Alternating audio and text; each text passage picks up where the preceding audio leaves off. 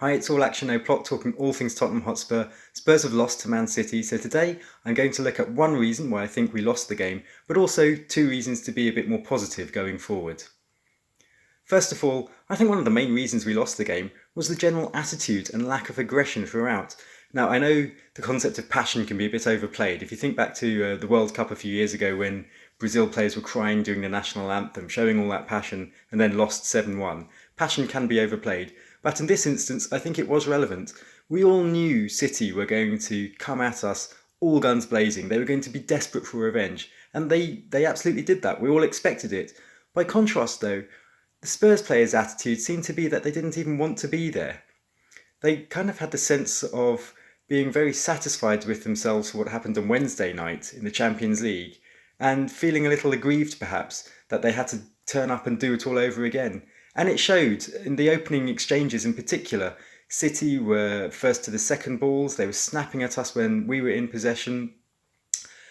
And it really impacted because I think that opening goal, there were mistakes from Sanchez and Alderweireld, whereas Foden, the City player, he looked like his life depended on making that header and scoring that goal. And it's just that attitude at the outset really seemed to set us back. By the end of the game, the attitude was a lot better. We were pushing, City were nervous, and we looked like we might score. However, reason to be cheerful. Well, for a start, the attacking threat offered by Sonny and Lucas, we knew this about them as well beforehand. Just look on Wednesday night, those two on the counter-attack, their pace offered a lot of threat. And again today, in the first half alone, they created 3 or 4 clear-cut chances through on goal. It's great to have that asset. I think when Harry Kane first got injured, we wondered how Spurs might cope, how we might cope in attack. Well, we certainly have major weapons in the pace of Sonny and Lucas. Obviously, it's not going to work for every game. Tuesday night at home to Brighton will be a very different sort of game. I'm not sure what we won for counter-attacking pace, but certainly away from home against the bigger teams, it's great to have that as an asset.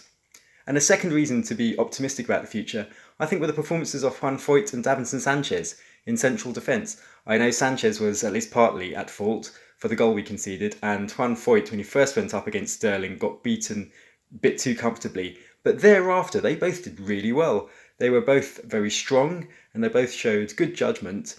And this, bear in mind, was against one of the best attacks in European football. It was pretty encouraging to see, particularly when you put it in the context of the rumour that Toby Alderweireld might be leaving in the summer.